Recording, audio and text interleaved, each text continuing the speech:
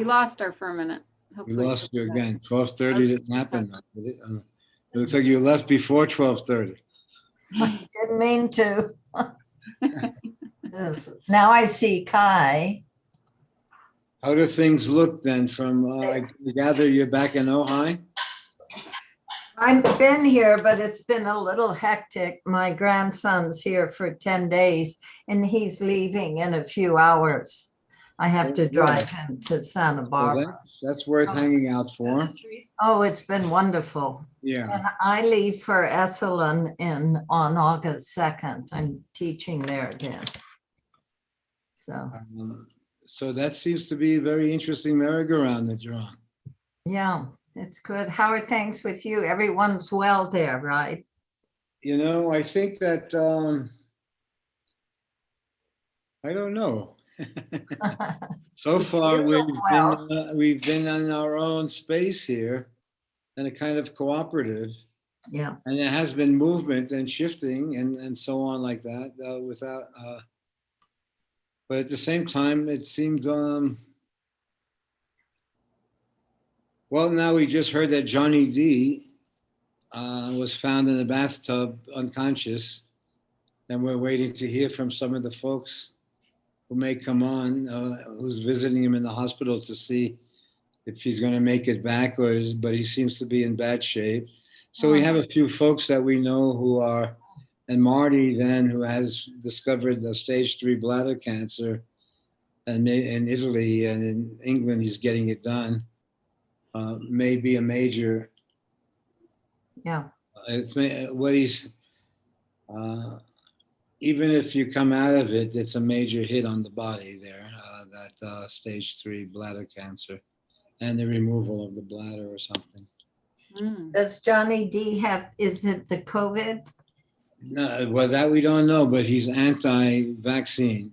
Oh, We've heard, but in other words, but those who are caring for him were vaccinated. So somehow that we've been able to make cooperatives in the situation, allow the person without it having to become too right wing or left wing or whatever. But somehow there's a cooperative that's going on that leaves it to be sane. There's very few of us, most of us, when we are confronted with the, let's say what Marty presented about the bladder cancer is what I kind of avoided in trying a treatment, which was 16 years ago. This doctor suggested to me that there was something where they had, it was almost pure homeopathic to me, where they had reduced the tuberculosis into a kind of nothingness. yeah. But they found that it interfered with the bladder cancer recurring, because the bladder cancer was a recurring principle because it was based on natural process turning acidic and so on like that. So I took that for 6 weeks. I had to take that in my body and roll it around. And I remember that. It was actually giving my body TB. And then for 16 years, it never came back. It did seem to work, and that, but it had a very homeopathic premise to it, which was that somehow the bladder is so far removed from the immune system's consciousness that the symptoms are very bad before you notice it. And so somehow the BCG awakened the body because it had a kind of TB at it. It awakened the body's immune system to then take. So for 16 years, it didn't come back, and then it did come back to some degree, although it did become cancerous again. I didn't take that again, but that was when the early premise of the vaccines were more homeopathic ideas, where a touch of something that resembled the thing that you were, would then create a response in the body that would ward off the illness or something. So its origins, I guess with salt, the integrity was there in salt, because there was something of a philosophical reflection at the same time. It had this major polio. Remember how scary it was? I don't know Oh, If you're you, talking about Jonah's salt, right? yes, The sign, yeah. I'm reading that book you recommended, Breath yeah. by Nesto. I was just looking at it myself again, at the pranayama aspects of it. Very interesting. Yeah. Well, I went in for about a few years. I was doing a Ajapa yoga, which was that you had a mantra with each in breath and out go, as you were saying, and it sort of resembled this Greek Christian and Roman Christian system that years ago that you just kept on saying the Lord's Prayer or a version of the Lord's Prayer in your breathing. Mm-hmm. And in this other one that I did for a very long time, Ajapa, it was the Soham mantra. It was the swan. And they say, why the swan? I say, because the swan looks straight ahead, doesn't look from side to side. And that the sun could take the weight from the milk and leave the water behind. So that somehow the swan in its focus can focus deeply on what is actually happening and not get caught up supposedly in the peripheral stuff that's happening. So this mantra state supposedly allowed you to come from a clear meaning that your life was not your identity, that you was somehow there was you who assumed an identity. And so the honor in assuming the identity was the honor of caring for something, but that somehow you had the experience of a you before there was a you, literal you. Now, I think you've been pursuing something like that for a long time, haven't you, Catherine? How's it going? It's good. Every now and then the spiritual you waves at you and says, how you doing, Cathy? Yeah. I refer to it as the self often, capital S. But Okay, so same let's thing. just say the angel you. There's Well, not literally, there's only literal in the story, we'll say like a sister who loves you, but is not in your life, but is with you empathetically as you're in this journey. So let's say you have a private conversation. Sometimes it literalizes as a conversation, but it's conversations with oneself. And so let's say you call it your sister. Out of Texas, we'll call, instead of giving it Sanskrit terms, we'll call it Texas terms. Your sister who loved you and always cares for you. So somehow you have a private conversation with that that's honest. And you look at the story from nearby Ojai, and you're about to go out there again, but at least the kid's going to be around for a few more hours. So, okay, you're cool with that, but then it goes back soon. You still into it? yes, it's meant a A lot to quick have yes him. or a contemplative yes or a quick yes? Both, both. He's So, a rap poet. He's a poet, and it's wonderful having he's family, but he's a creative, and that's been really nice. You know. yeah, that's pretty nice, actually. Yeah. Yeah, they pay him $200 for 4 minutes performing a poem or something. So he's a professional, God help him, but boy, isn't it remarkable? And it's normal, yeah. isn't it? So you said Catherine 20 years earlier saying, yeah, I have a grandchild who's a rapper. Yeah. He started when he was 13 getting paid. All this came out of India. Somehow a rapper came out of India. No, Seattle. Yes, but before that, the before him was India. Yeah. Hmm? He's 16 now. Yeah. And then his dad, so look at this one action, Meshuggah action, gives you 100 years later a 16-year-old rapper from Seattle. No. Go figure.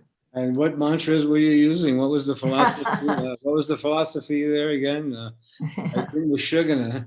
Somehow Meshuggah was the overriding philosophy, and yet you're always down on Meshuggah. You call it wishful thinking, and when you've made a life out of wishful thinking and magical thinking, and every now and then you've No, used logic when it was time to vote or something like that, but No, I've Well- never put down wishful thinking, but magical thinking, like when people have cancer, they think it'll go away if I meditate. well, actually, that so sort then of thing. what you're talking about is escapist thinking using magical. Yeah, that's what I meant by the magical thinking. So then it's a premise, with the premise then that if you ask God for something, God would say, "Leave me the hell alone. I don't get myself involved in human affairs. You're all nuts. So what the hell are you going to do?" So, but then you have something that interests God, which is not about you. I don't know who that fellow is, but Okay, yeah. so we're talking to somehow trying to reach a mystery through a mantra, trying to reach a mystery through the script that you're writing, trying to locate something that's not obvious to the logic. Okay. But there's an aha moment waiting there, where the logic is actually a form of obfuscation. It's a form of making sure that you continue through time. But let's say there's an aha moment waiting, by accident usually, where you bump into someone in the grocers who impregnated you 40 years ago. Okay. And now you're both shopping for corn or whatever it is, or avocados at the same time, 100 years later. And you see that time hasn't passed, that somehow time has squashed itself into, that it's waiting, that there are moments out there. So you discover you and you and you and you, there's many yous. There's the literal you that's surviving and carrying on, and there's the parallel you. So somehow, a 16-year-old rapper from Seattle visiting you in Ojai is normal. Yeah. But if I ask you, what mantra did you use? What formula did that? Because I remember a time when you were 1,000 miles away from a 16-year-old rapper visiting. So it seems to me that what you're talking about is some sort of angel. After praying for some long time, you got a visit from the angel, and it gave you a reflection. And you asked the question of the angel, would you live my life, angel, if you had the choice? And the angel may have said, I'd love to. If you got a 16-year-old from Seattle, I'll just jump right into the story and be you, just to see how. Give me 1 second. I want to introduce you to him. Okay. Kai, you should introduce you as your kid there, your son's. Let's see what he looks like. You want me to call Tico up? Oh, let's call, where's Segway? Let me go get Tico. Is Segway I don't on? know if he will, but I'll try. Yeah, I know. I just want you to meet. Segway. Sorry. No Segway. Oh, okay. Segway's our in-home rapper. Danny. Hi. Oh, hi, how you doing? Yeah, bring the chair. This is Roger Rao. Hi. Hi, how's things going? Get closer. Well, can you hear? Things are going cool. Yeah. How are you? I was just looking, there's a young fellow who lives with us called Segway. That's his name. Oh, And, well, he records out there. He lives in a yurt in the backyard here. mhm. And he probably would love to see you there. Hmm. He lived in Seattle for a while, and there's also Kai's young son there. How old are you now? I'm 16. I'm turning 17 soon. Yeah. How old are you there, Kai? Tico, Tico, how old are you? 14. 14. Okay. So now this woman introduced this young man as her grandson, the 16-year-old rapper. I'm a poet. Yeah, he likes the word poet better. Yeah. street poet or any kind of something around it, a hip? No, Hip- I just talk. That's it. I just talk and some people want to listen. Oh, that's okay. That's actually, that would be a philosophy that would fit in with your grandma. That somehow there's a inch between you and the identity that you assume. So in some way that, and so I had that argument here with some rabbi and priest where they say, aren't you Jewish or aren't you Catholic? And I said, you know, I screwed up so much that I found that I was human before, who happened to be Jewish, or human who happened to be Christian, but I was human first. So every time, even as a kid, when I was in the Navy, I liked the movie of being in the Navy and being able to pass in America with all these other characters. But then when you ran into something that was normal for them, you were a screw up. But then you found out later you were screw up because you were a human being and they were kind of forcing you to do something that was really shitty.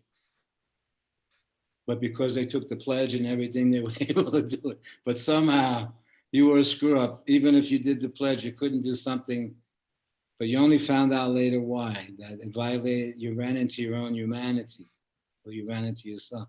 So we were discussing that today, where what looked like screwing up actually saved your life. Yeah.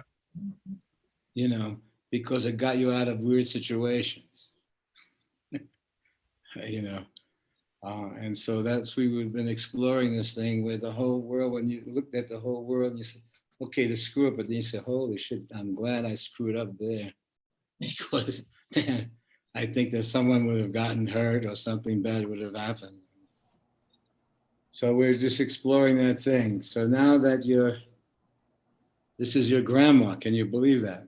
Mm-hmm. He calls me Nana. Okay. It all started where a 19-year-old girl ran off with a Brahmin philosopher from India. So let's Look say, what came. Look and what her came. family was telling her, screaming and yelling at her and was trying to kick her. You know, what a weird scene that is. Someone from Texas running away to India, right? Lots of luck. So you can probably see how her father went crazy because they wanted her to be a white girl from Texas. And look at the result. And all of a sudden, yeah, but everyone was screaming at you, kicking you in the ass, yelling at you.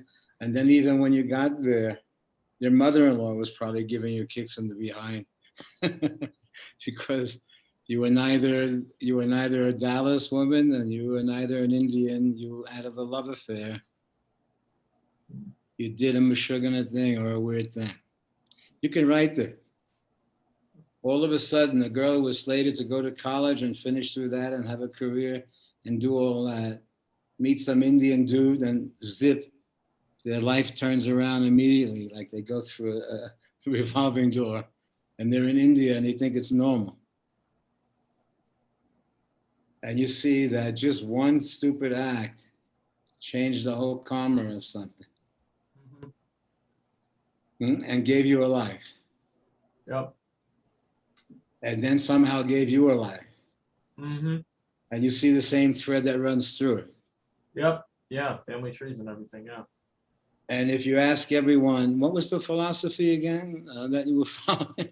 They said, just schmuck, just falling in love and running away to India. There's no philosophy that you had to be a real, everyone was trying to kick your ass for not doing that. And somehow, some vibe brought you to India and make a life. And then your whole life comes out of that. And everybody acts like it's normal. But when I see it, I see a movie. You know, okay. And you see the threads that run through it. So she would hang around a bit longer in this body just because you're hanging around. You know, even if she's alone or something like that, if she feels, but then if she thinks of you somehow, okay, what is that weird thing? I think it's called love, Danny. Yep. So then let's say that's what's giving you a sense of the writing, and you come from a kind of philosophy that doesn't try to get the ego in the way of the art. And you see out there that they force you into a money-making scene. Okay. So then you see that you're trying to have the philosophy of keeping a human sense that your work is your life. And that you're producing that way. And what was the philosophy again then, Catherine? Advaita, No. Advaita Vedanta. What, didn't Buddha come in there, or Jesus? Didn't Jesus No, help? Jung came in though. Carl Jung came in. Carl Jung came in big, which is what? That at the same time there's a regular life going on, there's a dream life going on Yeah. simultaneously. Yeah. And when a person attempts to live their life in the kind of dream life, the parallel life, then that's usually an artwork. They become an artist because there's more of a mystery than a history. Danny, we have to go. Are you going to be speaking Sunday? Will you be doing I'll see you someday. If Oh. not wood, if we're around here. We'll be around. I'll be there. He'll be back in Seattle. Nice, today. very nice meeting you. Take It's care. been a pleasure meeting you. Yeah. Yeah, I'm sorry Hello if to everybody else. if Yeah. this was too weird sounding, but we've been just goofing here today, you know. No, he's a creative. Yep. He's at home with all my friends. Well, all of these folks here are music makers or teachers. Cool. The pictures here that you see in San Francisco, this is in Pennsylvania, and you know, so everyone here that will probably come on are probably in their own phase of the music. No. Well, I hope you could hear. You don't want to do your rap thing. Oh, no, we don't have time. Okay. We Okay. really gotta go. But Okay. yeah. you can Another forward time. them, my stuff. Okay. Well, send it to me. Yeah. Danny, sorry I have to go, Sure. but he has No, to namaste. fly. Thank you. That was good. That was good. Namaste, Danny. Thanks. That was fine. Unexpected. What do you say, Kai? It's sweet. Yeah. Hmm? Nice. So let's say that there are kids that look how pleased she is that she's got a grandson. And that for a long time, her son and the son-in-law wouldn't let her connect easily because of the memories Mm. that they've shared. And yet it's hard to believe that as 19 that she left Texas and married this Indian older man who was a poet laureate. Oh, okay. He was the poet laureate of India at that period, I think. Oh boy, so he really has writing in his genes. Yeah, so let's say then that and then they have children. And then let's say as the life shifted and changed and they left each other, then so you see a story unfolding. That's a script. And that somehow being the poet laureate in India and this and that brings you close to show business. And you're in that and you're a writer.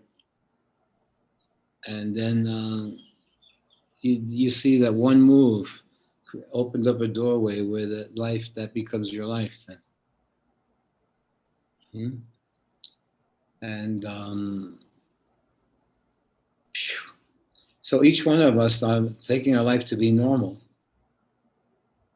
But when you see, in fact, the whole creative act of one's life, and that the self had only a small percentage, but the self also allowed the creative thing from happening by normalizing. And that was, we're saying, look, if you were aware how your body worked, it would be too much for you to function. So somehow it has to normalize, where this remarkable thing is taken for granted, unless you're going to study that thing. But then those who are going to study the body or study the life around the body are then going to meet living and dying as a process where they'll see something that generally people avoid seeing. So in one's life, living is the main premise. But in one's body, living and dying are happening simultaneously as a norm of a situation.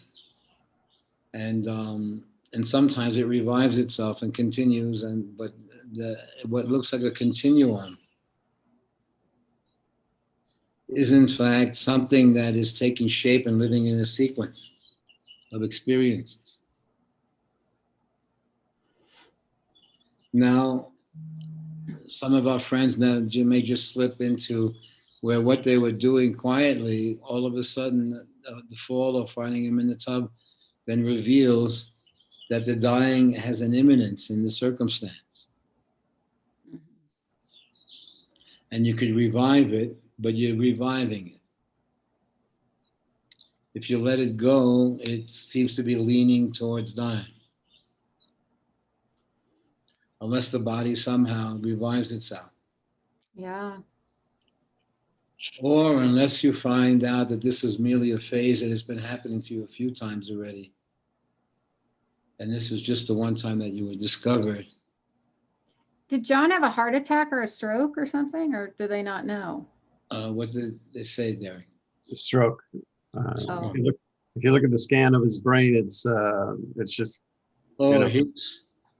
Look, a segue comes in. I was just yelling your names. Yeah, segue. She just introduced us to a 16-year-old Seattle rapper who's doing pretty well. Yeah. And that was Catherine's grandson. Low. Yeah. Hi, Segway. So they just left. He had to return to Seattle. So you could have told him something like, I woke up this morning with a feeling of despair looking for my mama, but she wasn't. Outdated. A little outdated. So let me hear something new. Let me hear something new. Come on. Some nature call. 1998. Pure and refined, I temper with time, subliminal, sublime, the criminal's crime. I reach and I climb, I keep it refined, I speak and I grind away. You want to call your boy back to hear this? No. I Well, could. He would find that too outdated. Here, you want to meet her son then for a moment. He's a musician also. You want me to call him back? Hold No. on. I gotta go get him. He's downstairs. Oh, her son? Yeah, her son. I don't believe it. What? That she has a son, It's just an actor. 14 years old. What? She's got a 14-year-old kid? Holy shit. But what about Derek? Why don't you show him a couple of moves? Was that a song you wrote, Segway, or Alone. Let's hear chopsticks on the keyboard. I can do. His palms are sweaty, knees weak, arms are heavy. There's vomit on his sweater already. Yeah, All spaghetti. He's nervous, but on the surface he looks calm and ready to drop bombs. But he keeps on forgetting what he wrote down. The whole crowd goes so loud. He opens his mouth. The words won't come out. He's choking now. Everybody's joking now. The clock's run out. Time's up. Oh, the blow. White rappers. Yeah. Oh, so Derek just did white. Segway say he could only do white rappers. Eminem. Okay, let's see your move. This is Segway's kid. This is Segway. That's actually his name. This is my son, Tico. And Tico beats That's Segway. Segway. Hey, So hey. let's see your stuff, Segway. I don't have any stuff. No, let's just see some moves. Tico's a pretty good guitar player these days. Nice. Got that rock star look. Yeah. He's agreeing. No, have you given up on Musk, Tico? No, you still like him? In the same way? Mhm. Well, just like someone who invented themselves like that? But then again, we were talking about all the accidents. Like the woman who just had the young rapper on. She ran away at 19 and married this older Indian man and ran away to India. While her family had a whole career planned for her, she slipped away. And then out of that, she got a whole life out of show business. But out of that, the grandkid came 50 years later that she finds who's a rapper now. So how weird it all looks, you know. Segway, well, he may look like a normal person, but they're all pretty weird. Abby normal. It's all a pretty weird scene, how people, they take it for granted how they got on the, okay. You say your mama and your papa, that's how you arrived in Pennsylvania. Okay. And you act like that's normal. And they say, okay, like he's got a social security number, he's got a number, he's got this. And okay, he's from Penn. I said, no, that's not who he is. These two people met each other, fell in love, had babies, and moved to Pennsylvania, of all weird places. Okay, and this happened, that happened. It's a really remarkably, almost a creative story. By accident, people meet by accident. All of a sudden, this happens. An accident becomes a whole thing.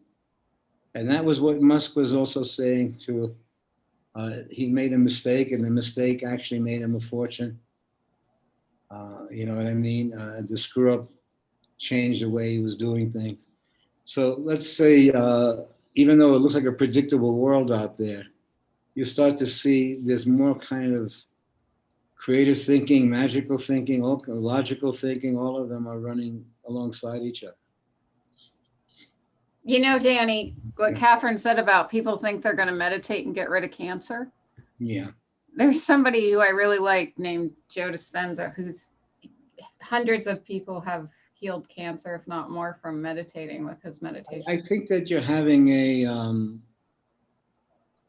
I think what happens is that you become aware that there is cancer. Now, whether that cancer was there when you were born, and it comes from the family, just like your hormones do. So the cancer also thinks it's natural. It's trying to live also. Yeah. So I think that what happens with the so-called meditation or reflection is that you have a conversation with the cancer instead of trying to kill it or get rid of it or outwit it, because it can outwit you also. It's not stupid, the cancer. So if you start trying to kill it, it also comes back with its own method of living. So it seems to me that somehow you recognize the cancer in a different way, especially how it comes. If you see that your parents had it and you were born with it. So I think that there's a conversation that one can have with the cancer. And I think that that's what, in fact, we did in some ways. Not so dumb, but not so much that the medical world sees the cancer as an enemy that must be killed or overcome, because then you have to get their really heavy ways of doing things. The way they describe the cancer, man, and they say, okay, now we're going to radiate you and put this chemistry up your behind, and you're going to have to, and I say, okay. So and I say, hold it, I don't know if I want to do all that. And they say, it comes with the idea of killing the cancer. And I say, you know, let me see what's actually happening. And so I feel that when you start to kind of respect your body in some way, there's a whole process going on. Then you start looking for ways. You may take the medical way, but you're not a prisoner of the medical way. And I feel the same way with the virus or not virus, the do or don't. We're walking on the streets between the screaming do, the screaming don't. And when we have a sense of when it speaks to us. And it's not such a dumb sense. And now it may just happen immediately where where Mary and I say, hey, baby, you want to, let's just get someone's offering us, a friend is on. So we may do it in a friendly way. We find our way to be human in a situation that keeps on screaming what you should do and how you should be.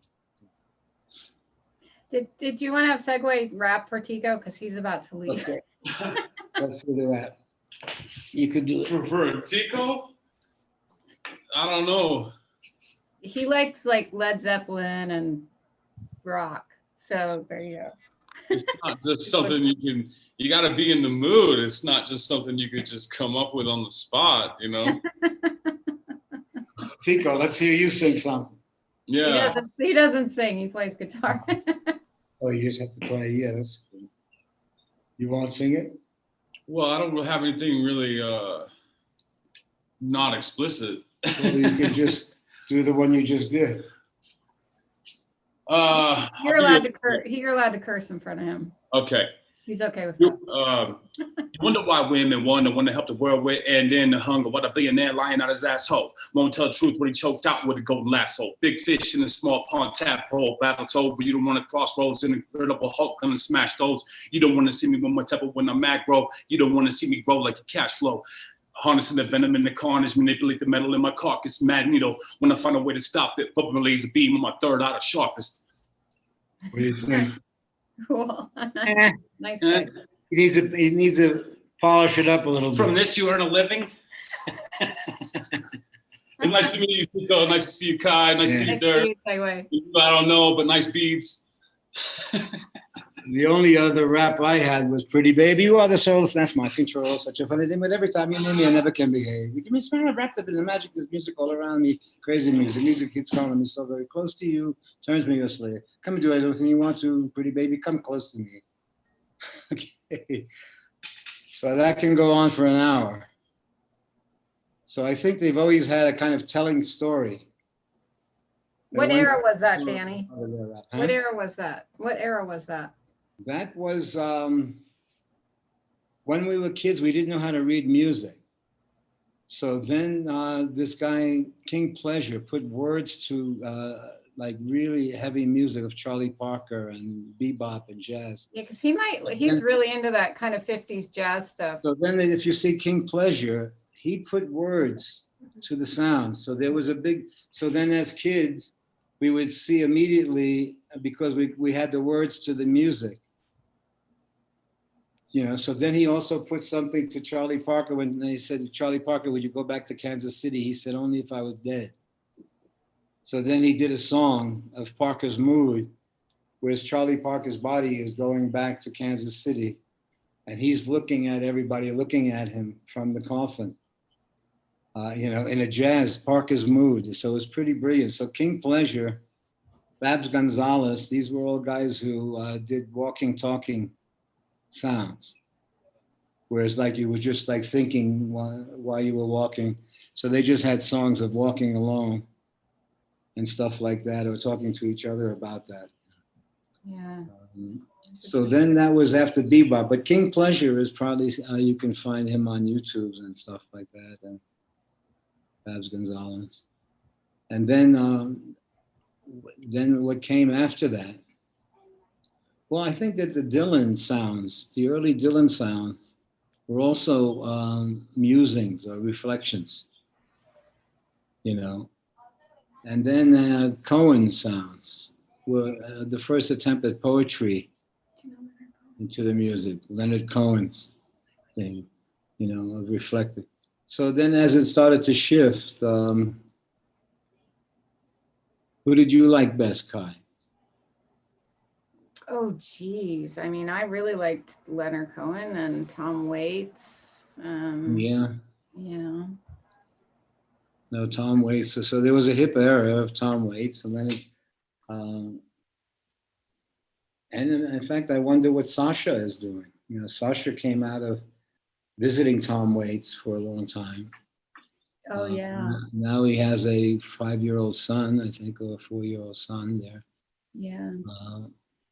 But I think he still has a band in California, in Los Angeles. So we'll see how it all comes together. Maybe a band is forming. But you have a band already, don't you? Tico. Oh, yeah. Oh, I see you now. Yeah, Tico. You have a band? Mhm. No. He's in a music school, so they put bands together for different events from the students of the school. So he has lots of fans. Did you say you read this book, Breath?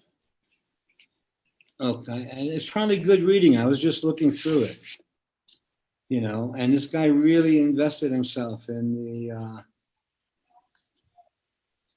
the breathing and what to do and so on like that. But the journey that he was on there was pretty. I do this anyway. Years ago when we did mantras, we only breathed through the nose, in and out.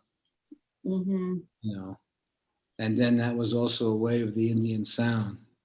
Mm-hmm. The Indian sound wasn't based on a score. And so it had a lot almost to do with the early forms where they were showing music as silence first. And that Yeah.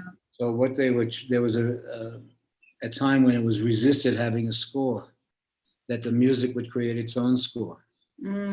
Yeah. So a group of people would start together with the same sound. Ah, ah, ah, all of them saying that, maybe 10 people saying that at the same time, and then it becoming its own score. Yeah. But they were trying to find a way to locate a kind of quiet before it literalized the sound. They Yeah. felt that because it was the way it was organized in Western society, it organized the sound a certain way. Other cultures made music coming from a different way, you know.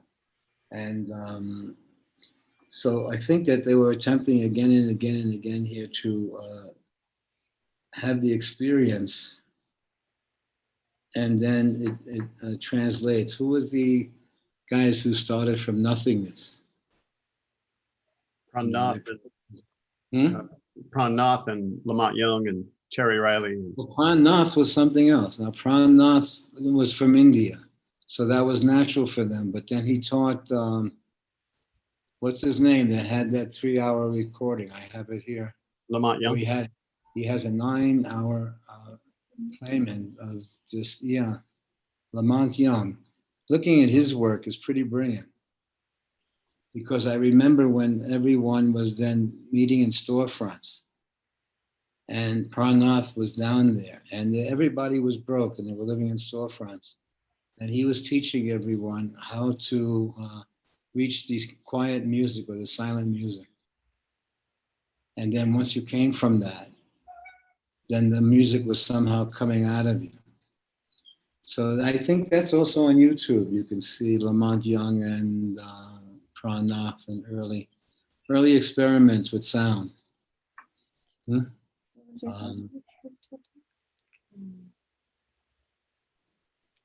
But Derek also teaches music, is it?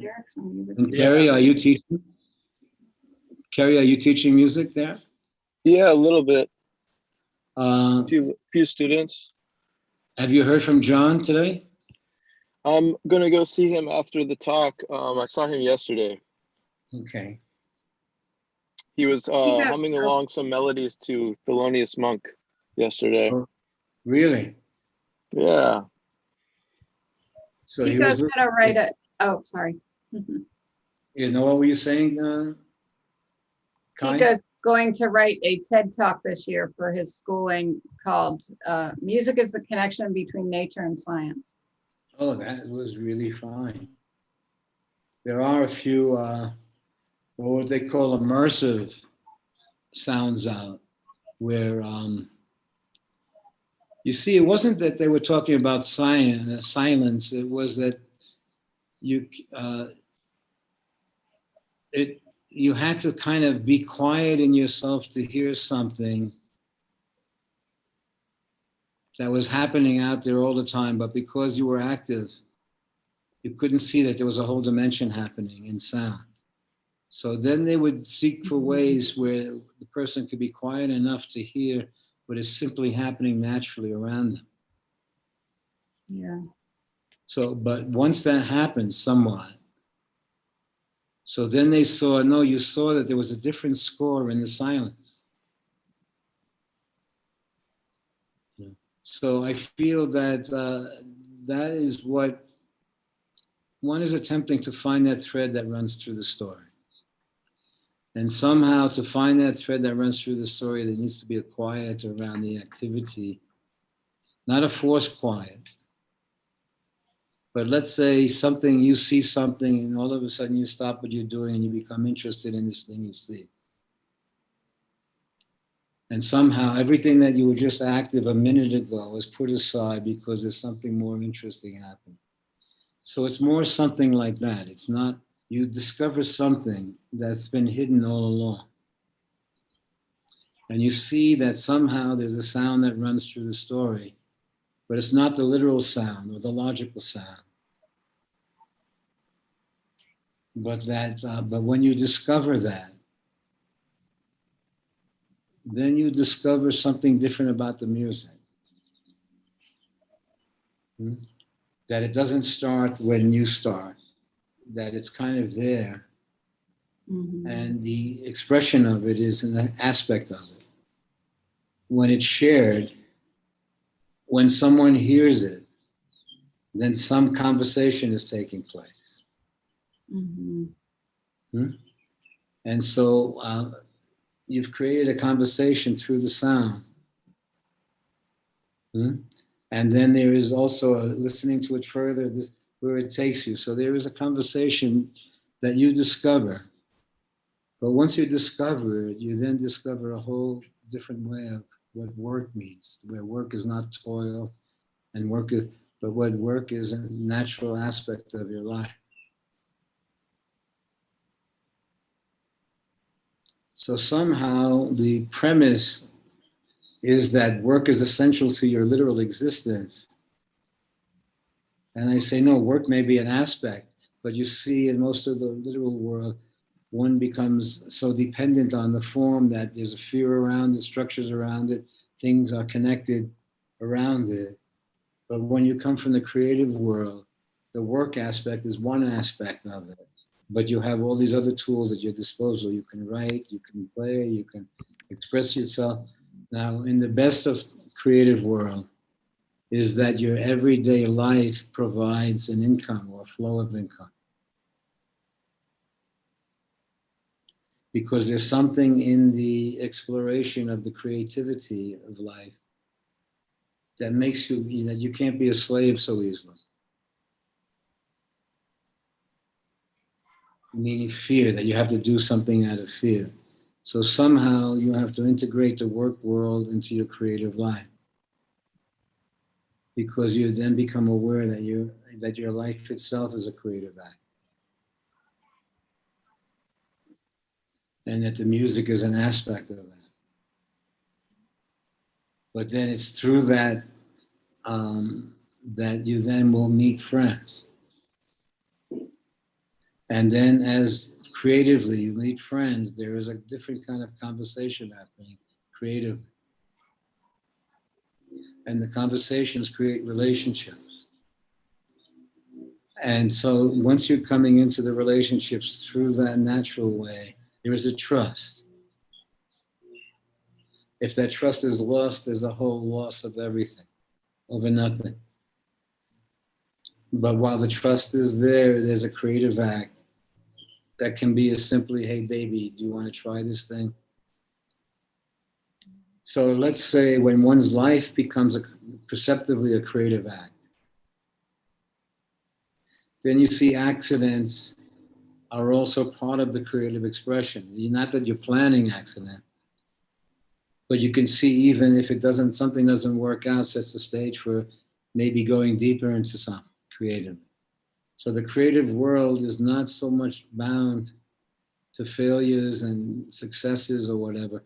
Those are all expressions of the experience. So now how is the relationship with John going for you now? Is it okay that you're managing? But he also seems to be responding. He's a little back and forth, but it's kind of a beautiful thing, I think.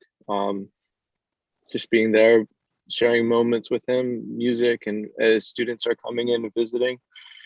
Yeah. Yeah. So you think that the stroke saved his life? He was talking for a long time about feeling stuck spiritually and forcing in his body. So it forced a conversation that couldn't happen for another 20 years. With family and structure and situations and everybody involved. Yeah. But then you see also that how people see how deeply they're involved. That someone almost dying or having a stroke or whatever, and all of a sudden you're pulled into helping or caring or seeing what's going on. Yeah. So it's a weird thing that it probably, the host of illnesses were probably waiting all along there. And we still don't know if he got the virus. I think they've been checking him pretty regularly, and Did they find any virus in him? no, no. Because it sounds, yeah, okay. They didn't find any sign of the virus at all, so. I wonder if they could check No. for antibodies to see if he had it. Yeah, I haven't asked them that. That's a good point.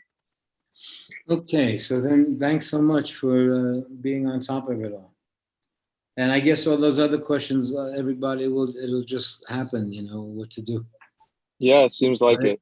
But it does seem like he is, well, there may be conversations that he has with his family about what he'd like to do and Yeah, stuff like that. So there may be some decisions about living, continuing to live in San Francisco or not. But since most of his people that he teaches are here, hmm they they probably did. would.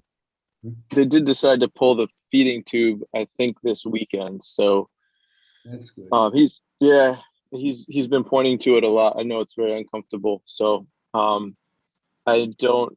His progress as far as he's sipping a little water and ate a little bit of applesauce, but he's not really eating much. So it may be him deciding. I'm not sure if it's a conscious thing that he doesn't want to eat, or it's because of the size of the stroke that he doesn't have I that. say, you know, when they called me here around my father and they said that he stopped eating, they made it look like, you know, but that he would internally bleed and be in pain. So then I agreed for them to put the tubes in there. Right. And when I got there with Rafi and my mother, we found him in the hallway. They left him there, and he looked so skinny and that I was going to put the pillow on his face. My mother walked away, and my son walked away, but then I felt I didn't get his permission, actually. You know, Yeah. he was unconscious there because they were all, as I told you, they were on lunch hour. They were standing right there. They couldn't put him in the bed. So he was laying there in the hallway there. But then when I saw him 2 days later in the nursing home again, then I became aware that he stopped eating, that it was a conscious act, and he was pretty sane. Mm. And that, and I was feeding him ice cream. That was the last meal I think he had. I was feeding him ice cream, and then it came home to me that and I said, "Do you need any help?" And he said, "No, he can take care of it." They may have had some friends helping, but it does seem to me that what the world has done and what still does is that you have to stop eating and drinking, and they figure 3 to 4 days, and usually you have someone who wipes your lips because it gets cracked, and just looking out for you that way. But basically, they felt after the second day or so was fairly painless, is what they were, Yeah. you know, but that it had to be sure that you had to stop drinking. Because Right. if you kept on drinking while you didn't eat, then you created a problem of real pain in the system there. So that somehow,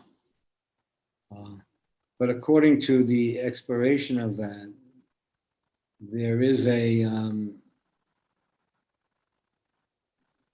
that's fairly what happens if you took opium. That's what they did in the opium dens when you took opium and you didn't eat or drink any longer. And after, you know, you smoked on that pipe there, like they showed that De Niro movie. But basically, you went in there, but actually it was a dying academy. Hmm.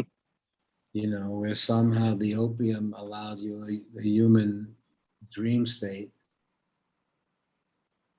and you didn't have a feeling of hunger or anything like that, or thirst. So supposedly, so let's say cultures have always found their way, and people have always found their way. But Yeah. the question is, a reactionary way is something else. I feel that there is, in fact, a lifespan in the body that's natural. Mm. I don't know if it's so fixed that you can't. I do feel when I'm kidding around talking to the body, or when my foot swelled up, I had to treat it like a baby instead of trying to get rid of it or something like that. I had to have feelings for it. And then you start to see, like the baby, it does pick up when you have true feelings or you're pissed off or whatever. So then I say, look, this is too dumb. And I understand it's dumb, but it's also dumb that you can quiet a baby by saying, hey, baby, take it easy. Okay. So there is a world that's dumb, that it doesn't fit in the logic, but somehow it can pick up if you mean it or not, or where you're coming from. And somehow where you're coming from does enter into the story. And so somehow that also, and when relationships happen, where you're coming from sometimes creates real fights or arguments or structures, because it looks like you're coming from the self in such a way that it doesn't include the other. And so Krishnamurti used to say, when that happens, then the law steps in and forces, when people cannot come to a civility between themselves, and the law forces it, generally by telling people what to do. So let's say a prior state that you may have had in reaction took you out of the loop of everything that was happening. But then something like this happens where you then go back on yourself to check it out. And the irony is there because they look very much like you were changing your relationship to John and moving on in some way. Yeah. And that the kind of conflict was resembling more of that there was a shift in circumstance. But then you're going back on intuition because you didn't hear or something like that. Yeah. And you see also that that you're the main guy in his life. Yeah. And so you see that what you were talking about resembles almost like a breakup. And so it needs a fight, and it needs an argument, and it needs this in order to break it up, because somehow it's related in a way, even though it's not related by this or that, it's related in a way that you need to have a fight to break it up. You can't just say, hey, I'll see you later or something like that. But that somehow you need to have a fight so that you can get out of a situation.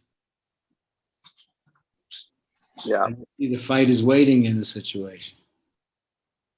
Because once something that was taken as a grace, an act of grace or relationship, then becomes an act of literalness or a job, immediately there's a fight waiting in the very thing that people were doing normally, if the feelings changed.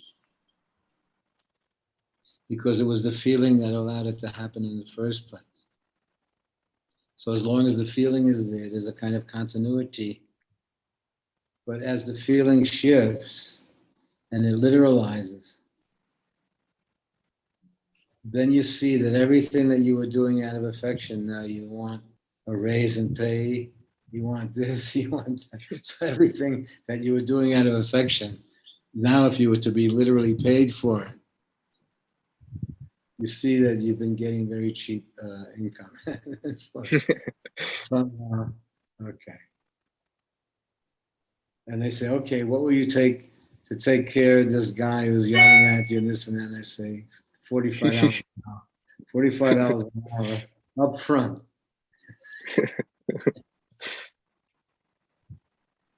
Or free if you're in love with the person. So what a weird thing. Free if you're in love, $45 an hour if you're not. Is that okay, Ursha? Are you there, Ursha? Is that okay? Yeah, finally. I don't know what happened. Oh, what happened? Were you off the line? Yes, and it's complicated. I can't talk about it now. It's very complicated. I have to do something about it, but not now. There's something about the computer? Yes, it has to do, yes, it's, my iPad doesn't have my 2 email. I'm sorry, I don't want to talk about it because it's not related to what you're talking about. No, but it is a big thing for you. Well, I was anxious to get on. No, but let me show. Also, the same thing happened, or a similar thing happened here where the computers went down. There was Segway who came in and told us the computer was down. But I'm talking about your face is going like this.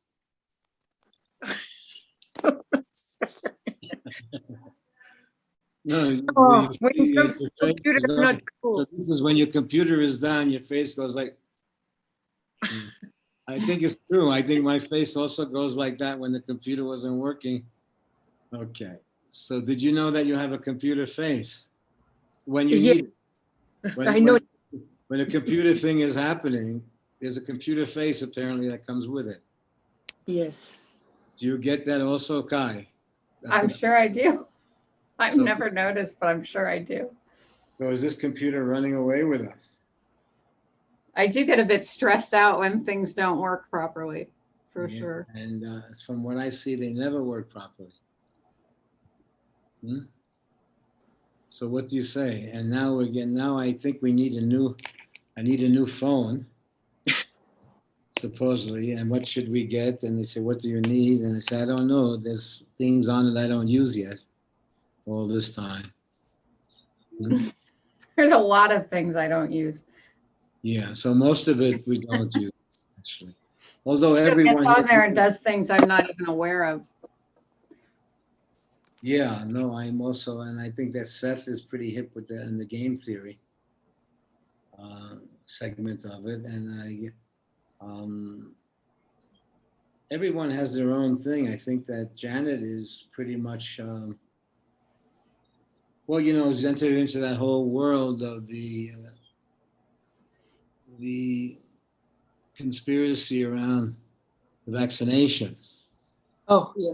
But some well thought of guys, that fellow, I think his name is Gerson, is the one leading doctor who was against the vaccination, who runs the thing there. I think he was just in the New York Times yesterday. They wrote a whole piece about how popular he is in this situation, but then there was a whole other string. So I think Janet is pretty aware of that whole movement. It's remarkably intense movement. And much of it is around the biodime and the biodynamics of the body and things like that. And things that we've always had, that we've kind of just intuition. We had his intuition where we've always had our intuition in some sense in the medical world. Because somehow we've had our premise that we're in it, but we're not really of it. We're not of the motives of the regular world. Apparently not getting a vaccine puts you in the category of being a Trumpian, though. Okay, so then not getting is a stance that you're taking when it's not because they made getting normal and not getting abnormal, but then in the world that you were coming from, they made not getting normal and getting abnormal. But let's say you're walking down the street with your hands in your pocket and you're not with the Trumpians and you're not with the others, and that you have to do it, or shaming you, or even Catherine at one point would shame you into getting the wishful thinking. That's why we took up the whole wishful thinking with her, magical thinking. You know what I mean? And then kind of showed her that her life came out of magical thinking. But since she came from Texas, she also had logical thinking. And since she was a middle class person or whatever, so let's say that they're all in that.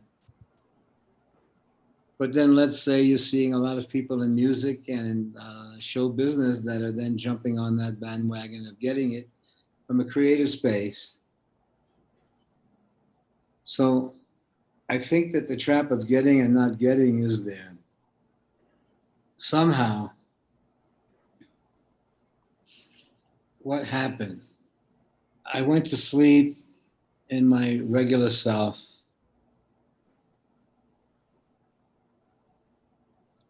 When I have to do something in the world that I'm not part of, like I said, if I was in the Navy, then I had to do something that violated, and you didn't know. They punished you for it, but then you found out later why.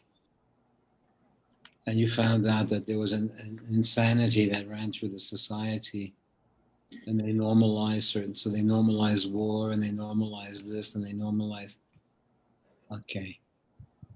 But then you also, when you ran into it, you saw that it was false.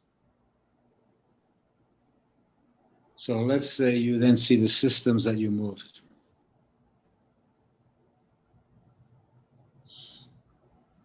And so you see that you're in it, but you're not of it.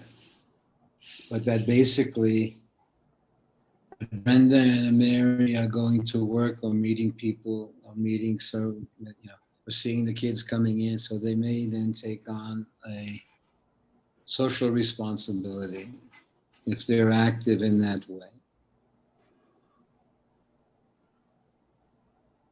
And so then I'll see what they're up against. And then I'll also see a Janet whose feeling is not to, from a long standing, but may also run into her own daughter or her own son, but is managed. So let's say that the people then, depending on their circumstance, had to do something. You owed it to society. There was a thou in that. You owed it to the people who were going to come in and navigate that you weren't spreading it to them or so on like that. That also then looked out for Janet in a way when her granddaughter came here with her son, and they had their own way of connecting or whatever. So then I kind of liked the way where people were respecting each other's situation and letting them come to their own terms, where we didn't get caught up in the trap of doing or don't in the world, but it was within our context. And that somehow, by our actions, everyone respecting each other to some degree created a space. And the space wasn't literal space, but it was a consciousness of each other. And that was some of the information that's out there, some of the intuitive information or whatever. But then you saw that there was, so when they were asking for mask, not asking for mask, but it was like a courtesy of saying, hello, how you doing? So it was a friendly. But then when you're talking about a Trumpian, you're talking about an attitude already. When you're talking about something of us, you're talking about when it speaks to you as the right thing. Mm-hmm. And so it's not a stand of do or don't. It didn't speak to you as the right thing in some way. You're then more aware of the troubles that you've had. You're concerned with that, with the children, because you understand that you've had reactions to vaccine in the past, and that somehow your body is sensitive. And that sensitivity may also run through the children in some way. Similar sensitivity that you have. Now that sensitivity may translate to an illness in time, but it may have been a sensitivity, but it may be. So then somehow you are protective of that. You understand that something powerful to your immune system can throw it really off. And so then I could also see, as I say, in my own body, I'm seeing my body is not a stranger to me now. So I'm seeing it dealing with things. But I think that the bigger thing was when I went to get the cancer examination and I didn't take the penicillin, and there may have, because of that, there may have been some bacteria passed away. So it's a funny thing. I told you long ago, for about a long time, I've been spraying my body with mother dirt, a thing called mother dirt, which is bacteria supposedly, which creates good bacteria on your skin, supposedly. And they tell you don't use soap with sorrel, what is it? Laurate in it, I think sulfur laurate or whatever that most soaps have, because it interrupts the good bacteria in the body. And so I'm completely in that sort of thing and in kind of immune things, but more, and not so much joining anyone's study. But I also do have I do stop eating around between 5 and 6.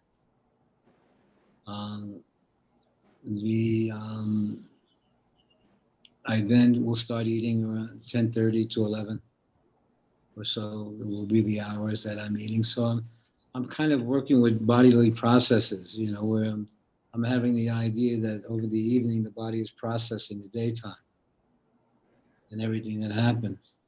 So it's not as active a period. So I'm doing a second nature to me now.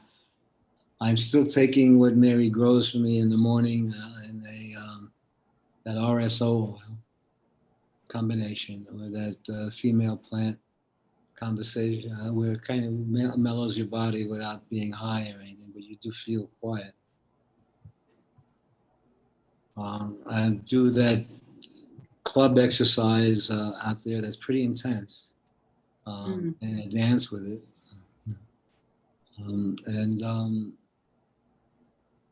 So pretty much like that. I have an avocado every day, or half an avocado every day, and I have a glass of rosé wine, a third, and I'll have 3 meals. And I'll try to have the larger meal in the afternoon around 2 o'clock. And then around 5 o'clock, I'll have the last meal generally. And I'll do some exercises in between, different things. I ride a bike thing. And I haven't walked very much. And especially with when my feet swelled up like that. I need to do that more. So it's kind of and if I go shopping with Mary to Sam's Club, then I walk in that parking lot there back. So I get a chance to really walk a lot doing that or something, once a week or twice a week going out. So pretty much and with the breathing, for the last 30 years, I've done what the breath book said, which was that you breathe through the nose. There are a lot of problems according to them. But 30 years ago, I think that we discovered Butenko, who then introduced the breathing. I think he even shows you on YouTube how to cure asthma with the Butenko method. But this guy is much easier. So I brought it down to a 5-second inhalation, and then a 5-second through the nose exhalation, and then holding it for 5 seconds on the exhalation. Until it becomes, since we used to do mantras that way in India, so then it becomes very natural. So it's natural now for me to breathe through the nose, basically. That's you. But in that book, he gives you a lot of, he's traveled the world, and researched the breathing process. So he's pretty good with it.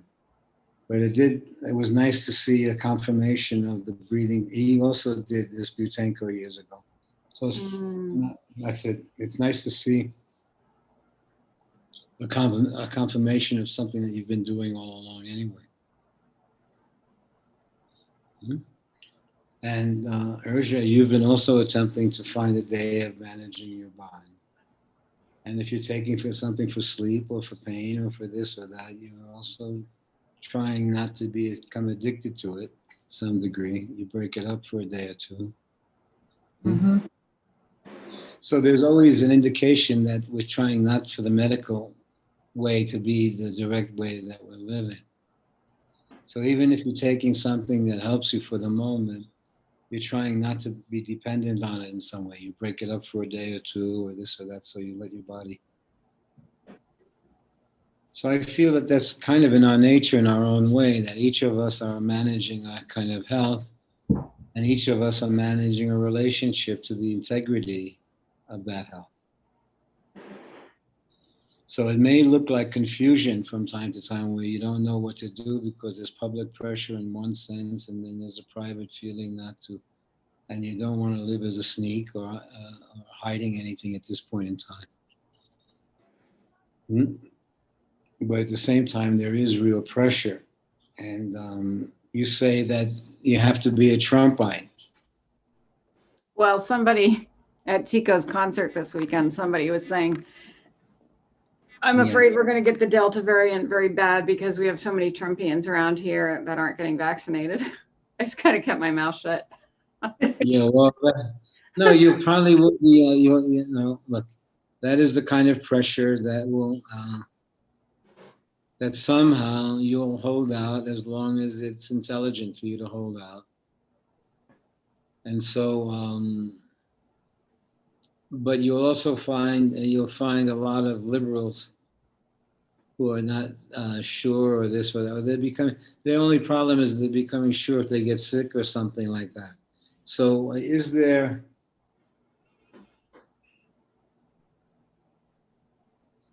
what do you say? Is there a mandate? Are you feeling the pressure then? Is anyone else in the family vaccinated? No, And is Rob vaccinated? no. No. And the is his family? Well, you said that his family got sick. Yeah, his mom got the virus. Yeah. Um, And so how? And so is there conversations then between you about it? well, I don't talk to his parent. His dad's pretty out of it in the hospital. Not. I know not. But between Oh, you. well, not really, because we've all kind of already discussed it. Rod's basically saying if I have to leave the country or something and it's needed, then I would do it for that. But Yeah. other than that, nobody's really saying I will or I won't. We're just in this, we're just not doing it right now. And I don't have any plans to do it. So that's where we are. Kai, I know where you are. Oh, No, I'm glad that you know, you get a glimpse of where you are also. So you kind of understand that your relationship is to the human somehow. And so it seems then for you, the human is not getting caught up in the whole thing, but somehow keeping a health together, keeping a sense of health. And health is that there's a togetherness that you're sharing. So in that, it didn't, for us, it didn't have a do or don't in it. It had pretty much people speaking from where they were and what they thought they owed if they were going to interact with the community more, and the straight community, not only people that they knew, but straight. So then, let's say there was just, and then all of a sudden, it was just offered to a few of us where it could all be very sweet and okay. And I felt in some weird way that if someone loves you, who gives it to you, that there's a kind of, I'm always a fool. If there's a doctor who loves me and says, please, Danny, do this, I'll do something that I wouldn't have chosen on my own, but somehow their invitation allows me into their world. But somehow I would have walked past the thing, relying on my own sense of health and stuff like that, generally, and managing it.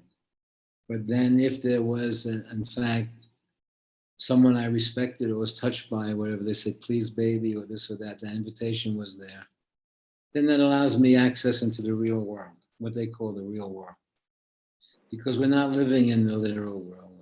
We're living in a world that somehow we've created in relationship to the literal world. So the things that they have to do out there are normal. Like I say, getting drafted. And I say, hey, I don't want to be in a position of killing somebody or anything like that. They say, you have to do it. And I say, I don't care how much I have to do it. I do not want to kill anybody while I'm alive in this lifetime.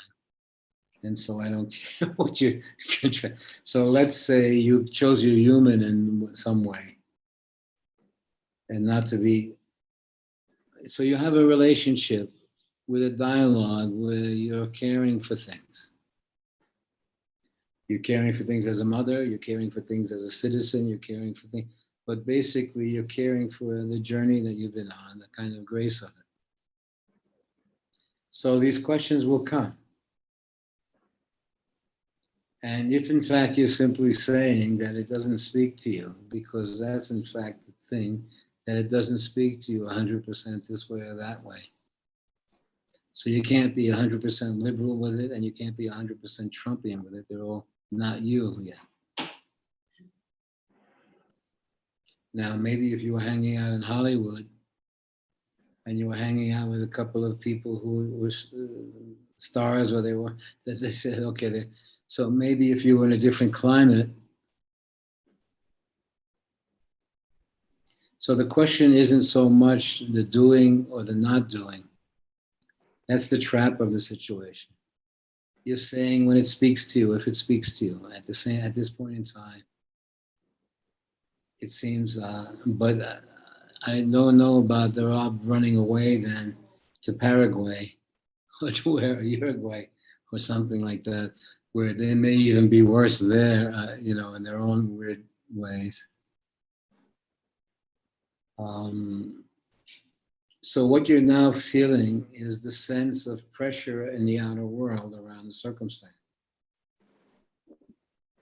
And that outer world is seemingly in tough shape, that they have a situation running away with them. That's upset everybody's countries, upset everyone's way of doing things. It's upset travel, and it's created a whole new way of investment and working and stuff like that.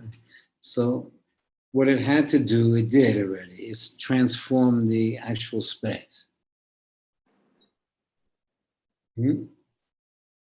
So I still don't know whether it's a do or don't until it comes to you that way. So I would say that statue of Jesus that I have is I don't know. I think that I don't know is in fact what is happening. Are you okay? Are you feeling pressure for yourself though? No. Well, you say that you automatically become a Trumpian. No, I Or thought about getting into the idea of having a conversation that you could choose to not get the vaccine and not be a Trumpian, but I thought that would be further than I wanted to go. Becoming increasingly now, you're becoming increasingly pressured in that it is not about you, but that you're putting people at risk. Yeah, and I don't agree with that at all. I know, so. but all I'm saying is that it will seemingly that it's starting to roll that way now. Right. And so in rolling that way, then it will make you a really greedy bastard. Yeah. Not looking out for. So let's say find different forms of pressure where you'll see it's not about you, but you also see in places like where people were held hostage or something that they had to make decisions that they didn't want to make because they had to figure out for the well-being of others or a situation of others or something like that. So let's say you're not in such a fixed situation. You have a sense of something, but also you are in a situation where you're caring for others. And they're listening to you. And listening to you, that's their vibe also. But you also understand that they're exposed to other forces and other situations. So that's why they could hear from their school kid friends that you're a Trumpian. No, no one's called me a Trumpian. Well, you will be called a Trumpian pretty soon.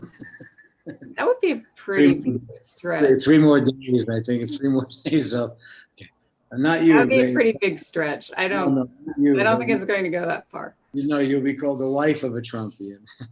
No, I don't think so. No, you're surrounded by, you're surrounded in a Trumpian fashion, aren't you? Oh, yeah. Well, And that means that he was correct in that statement. We are in a very Trumpian area. Yeah, you're in a Trumpian area, meaning that people are fighting the systems that have their own way of life. Trump actually came here to our airport hangar to do a big rally. So Thanks, it's Donald. not a big town. No, so you then, as I say, as you walk through the neighborhoods of life, you see all these influences. But you see that you're in it, but you're not of it. So the question then for you is not do or don't, it's more what's the right thing in the moment. And you see it's not always the same thing. It may shift, it may change, depending on the circumstance. But as it is now, when fear is the basis, when pressure is the basis, so somehow you see it to be making a major decision with the health, the future health. of the people that you're caring for and yourself. Yes, and it just does not feel necessary for me. I've meditated on it so much, and it just What doesn't changed with me, feel that thing necessary. that took that cancer that time, that watered down tuberculosis, or introduced me then to the homeopathic element of the treatment of the original vaccination. And this BCG wasn't a vaccination. They had to put it inside, Mhm. and then it had to be absorbed in the body in some way. But what happened was that the immune system reacted to it as if it had TB when it didn't. It just had, and so it awoke the immune system to a place that when it's in trouble, the immune system doesn't see it easily. The symptoms have to be very bad before it wakes up to it. So then I saw a whole other thing in it, the utilization of that. And as I explored that, it awoke the system to take care of itself. So then when you're playing with that, I think that's what you're caring for. You understand what is happening. And then you also see, well, Janet's researched enough to see that what was happening for her, she didn't want that, what they were saying, what the body had to do. That's why they were waiting for past Johnson & Johnson, but they were waiting for something that was one shot that didn't have the same effect on the immune system as the others did, but that it utilized the immune system instead of bypassed it. So, so they're researching it there, and I see basically, when I see that Mary's going to have to make a kind of decision with Brenda or whatever, and yet, so then I may then see how my body will handle it beforehand. So when I'm talking about actually talking to my immune system or this or that, I am saying, look, we've been through this or that, should we try this? But it's not around the virus, and it's not around the this or that, it's around the community that I'm in and the circumstance that I'm in. And I think that allowed then Janet to have her grandchild over and do this and work that in. Yeah. So we have our own kind of community agreement that's not laid out on paper, but there's an agreement of looking out for each other. So that's why when we mentioned that Kerry then got the shot so that John didn't get the shot, it wasn't getting the shot or not getting the shot, it was the courtesies of situations. Because you see then that John would have had to answer to the authorities. Kerry can say that he's vaccinated and he's looking out. John has too many conditions going on. He may be too afraid to get the vaccination back. All of these are legitimate. To me, it's not legitimate if, in fact, it crystallizes into taking a stand. Because then I don't feel, at this stage of the game, I don't think that we're kind of hiding anything anymore. So I don't think I have to go to Nicaragua or anything to, as it is now. I think that I can live the life as we're living. And if we feel like getting it, we'll get it. And if we don't feel like getting it, but those feelings like getting it are pretty deep. And it kind of leaves everyone in that state. Unless it becomes that you blame Jesus for it, or did Jesus make you do it? Or, So basically what I'm saying, it's a sane conversation between people who are concerned about their life and what's happening to them. I think it's, and I feel that you fit in that. It doesn't need Trump, and Trump makes it dumb. You have real concerns that are human. And the concerns are not only fears, but they're concerns.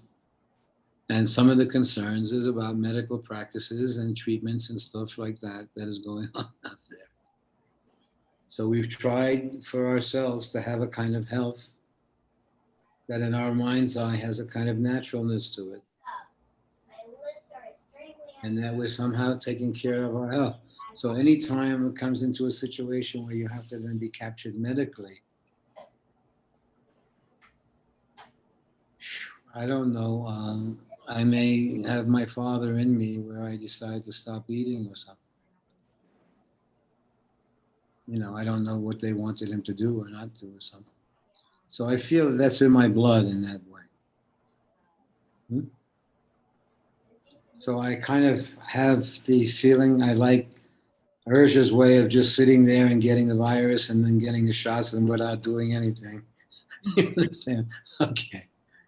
I like Kerry's way of getting the shot to look after John. You know, so I like where all of us have made some kind of weird thing where Jai's daughter gets on her case because she has cancer, so or she gets her the Johnson and Johnson and they come to the house. So I think that there's a kind of joke in it, but then those who are also now Janet, I think, is going to go soon to visit her daughter in Washington, in Seattle, and I think her daughter's friend is a doctor. Yeah, so it's your call. Is that okay? Yeah, But well, let's say it would not be okay if it was not my call. So yes, it's okay. well, it's left to your call, but there's a field growing around you.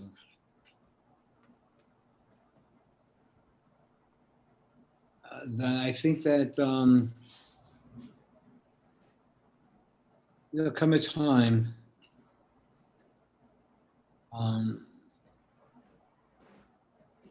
well, you even say to Ron, stop it, man, with the Nicaragua shit. It's no big deal. Nicaragua, what are you talking about? No, I'm talking about that he was going to leave the country. I think No, so. no, he said he might, if he were going to leave the country to go do something, not Nicaragua, anywhere. That well, if he was required to get a shot to travel, then he would consider it.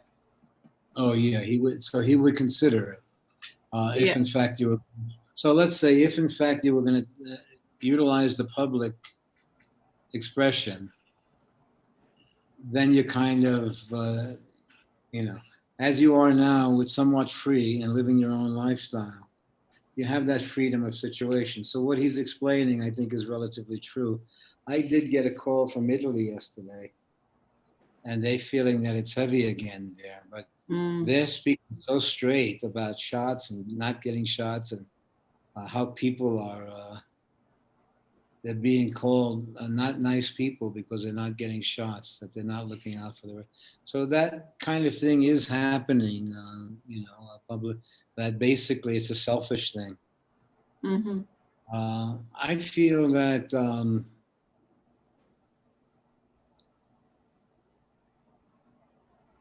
I think that you're somehow going to have to be pretty pure. And so the right thing is not what to do, but when it speaks to you in a certain way. I think then when it speaks to you in a certain way, it'll be no big deal. I feel that I created a moment when it was no big deal.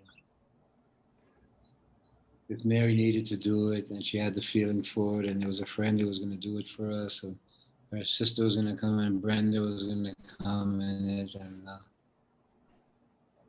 so in one sense, I'm kind of caring for others in their way. Where something I don't know I would have done on my own, then it became and looking out for others a no-brainer, no big deal. And I felt that somehow, when you're doing it out of feelings, the body actually is with it.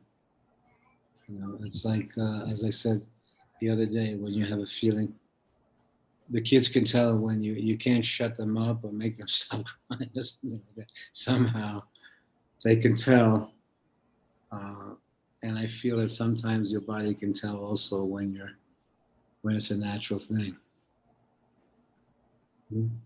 So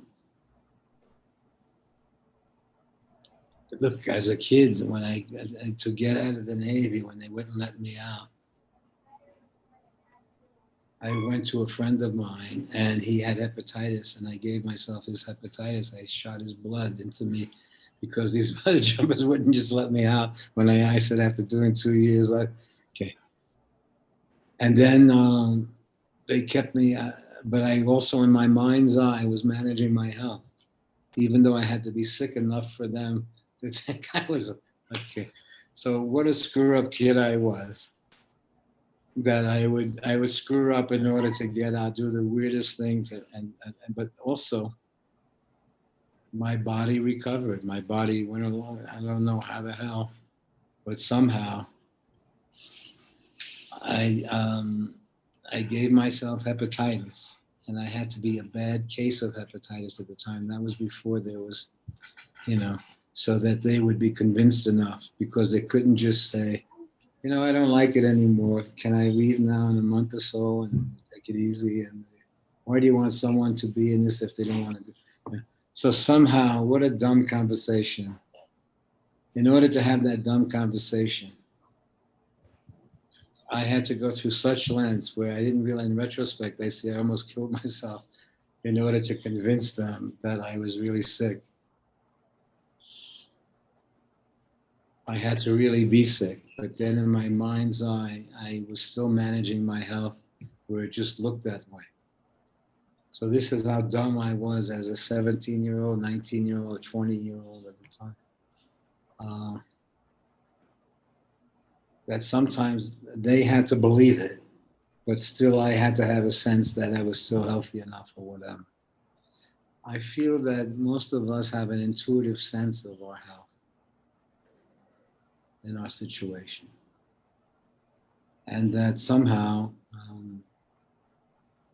it's worked for you so far. Is that okay? But as Rod says, if he has to do things in the world, then somehow you start to accept some of the rules of the world, of mingling and being involved with others. So it's a similar kind of rule of getting on the plane or something at a certain time, and even though the people are very different, they may be going to a similar destination. Mm-hmm. So I think that there was a time when if you went to India or some other place here, it was natural to get a vaccination because they had so many illnesses there. Right. So I wouldn't blame the vaccination process as much as I would blame the political process that's taken it over, and then the medical establishments taking it over in such a way. So then the Trump taking it over and the others taking it over. And now they say Fauci, they don't believe anymore. Do you believe Fauci at all? You trust him, or you think he's a sneaky little dude? I've never once even watched Fauci, so I don't know. Well, Fauci started as a neighborhood guy that you could trust. And he was there. Well, he was anti-AIDS, and then he did jump on. He became an important figure there. So he did see a minority of people really being subject to something that the rest of the world wouldn't recognize. Mm-hmm. But there would, and then until it became big, AIDS, where everybody can get it, or anybody can get it, they were kind of leaving it to people who were wicked people. Yep. So there was almost a religious campaign against even recognizing it. Yeah. Until it spread in many other ways, Okay, and it then became a larger picture. And I think, but Fauci was pertinent to that. So I felt that his kind of background lent itself to a kind of honorableness. The Brooklyn Italian American Catholic, that straight guy. But then again, others are saying, look, when you're in that $1 billion a year situation there.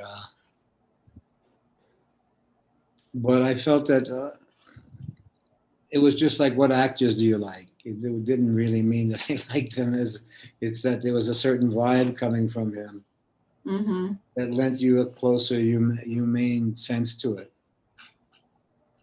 That somehow he loved his profession or he loved medicine and he threw himself into it. So it looked like a guy who was dedicated to that. That it also is a trip and it becomes this and that, I understand, but somehow you let yourself have a naive sense of something. So if you There's get a very just from a very practical standpoint, my children have never gotten a vaccine or medication of any kind. They've never eaten meat. I mean, it's like, so suddenly put something in their body would be, I don't know, it might be fine, but it might be intense. Did they get measles? No. They didn't. Did they get any mumps or measles or chicken pox or anything like that? I nursed them till they were 4.5, and I really think that Yeah. provided what they needed in that way, immunity wise. Okay. So what they say, they used to, when we were kids, they used to let you get measles so that that would be the vaccine, was getting the measles in your body. Then, okay. So getting the illness was a way of, that was the vaccine before the vaccine. So that was recognized by people who perfected the vaccine, that somehow the illness itself created a resistance to getting it again. Do you know that mother's milk actually changes when a child gets sick? Mm-hmm. The milk will change, so it gives immunity to that sickness. I mean, to me, that's, Okay, what so better medicine can you get than that?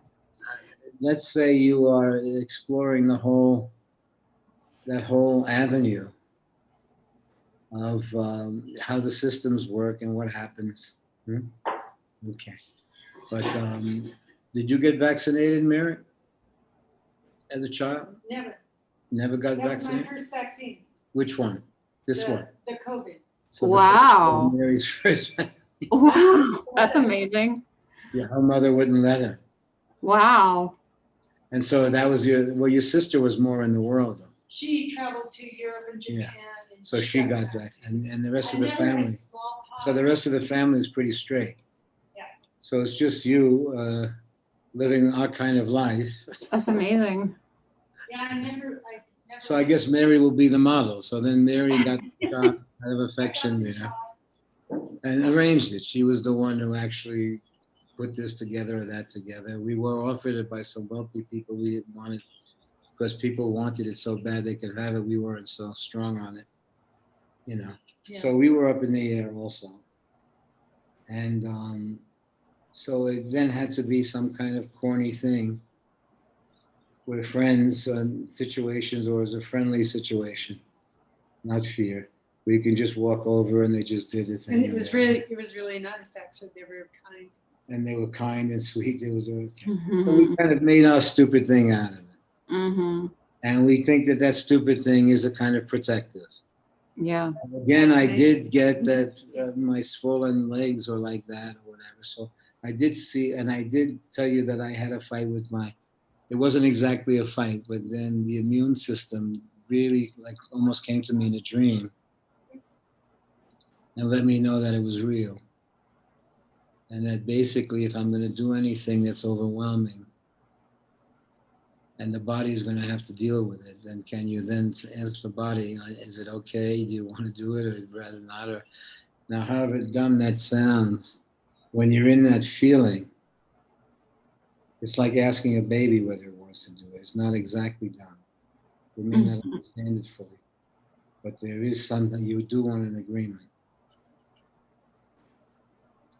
that we're going to try, you know. So then I felt that there was an agreement with the body in the future of how we would proceed with this. So then I was very aware of the immune reaction to things. And it seems like it was reacting to. So I would say we gave it a week for the body to make its adjustment fully. So I think Brenda didn't sleep for a few days or something like that, or had difficulty sleeping or something. But you did see the body making the adjustment. And I think that when you see the body making the adjustment to it, there's an awareness of your own, it awakens an awareness of your own body again in a way that we've been talking about. There's a hey baby relationship where it becomes like your child in some way that you have to care for. And so then you kind of have to gauge the situation and see where you're at. So, but it does seem that people are agreeing with each other where they're looking out for each other. So I would prefer that, that there is somehow an agreement between the people, where there's no trip. And, but you also see that your boy is also, since he's somewhat out in the world, he's getting out in the world expressions that, okay, about the situation. So then you see that he is leading the questions for you in a way. So if his friends say Trumpian, then that means you. And so you say, hold it, I'm not buying Trumpian. No, this person knows I'm not Trumpian. So then you say, we're not buying Trumpian. And it's not because one does it or doesn't do it, but you understand how it is now playing out there structurally in the world. And so they're making the people who had the riot in Washington on January the 6th as the anti-vaxxers. Apparently. But there were also many people, like you saw John. They're not exactly anti-vaxxers, is that they don't get vaccinated. They don't bother to do anti. They just find a way of not doing it. Yeah, I don't want to do anti. I just want to be respected for my opinion. So I never felt with the vaccine, but sometimes if you're walking past a sign that says vax at Walgreens or something like that, and they say that, so they say maybe, no, I think I'm okay. So you see your mind is kind of, you let your mind then decide whether it wants to do it. Say maybe one day I'll run in and get a vaccine, because they were talking very strongly about the pneumonia vaccination and the last thing that I had, we got pneumonia, came out of it. So like, even though something else was happening, pneumonia came out of it.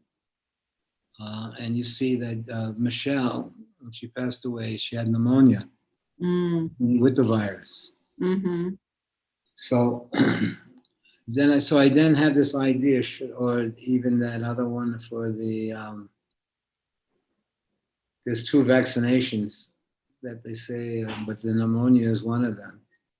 But somehow when they're asking me for the vaccine, did I get it? The doctor's saying, do you want it? And I say, nah, maybe next year or something like that.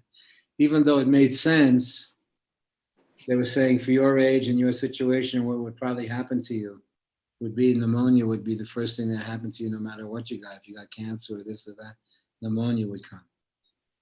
So did you get that, Urja? Get what, Danny? The pneumonia vaccination? No. Okay. So I think that was the one that they were making intellectually appealing to me. But still, I put that off for 4 or 5 years or whatever. And they may ask you, did you get it? Did you not get it? And, you know, if somehow they brought it over while I was sleeping or lying down, and so then let's say, okay, one of the big things with you is that you don't know that you would go and take a ride to go get it. And I say, probably if I had to take a ride on my own to go get it, I probably would put it off for another 10 years.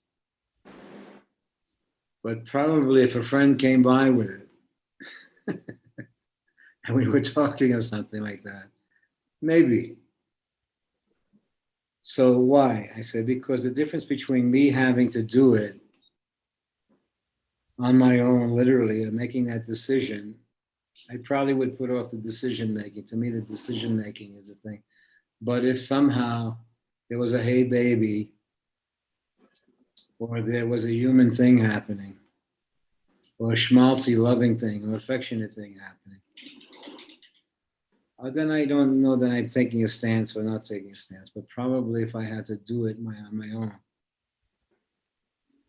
then I probably would be doing what Kai is doing. If I had to get dressed up and drive down there and go in there on my own terms, I say maybe tomorrow it'll be, it'll be easy to do it or something. then we would do the mañana thing. And I happen to think that the mañana thing is not stupid. I think it's a healthy way of living. That your body is saying mañana. We'll try it tomorrow. So let's say that there is, but avoidance is something else. If avoidance then crystallizes as a way of being. So I would say that if it's not the right thing, my body won't do it anyway somehow, if I'm not into it. So I'm attempting to create a naturalness that doesn't have such a big fight with doing or not doing. It has more about, it's come in contact with its own humanity.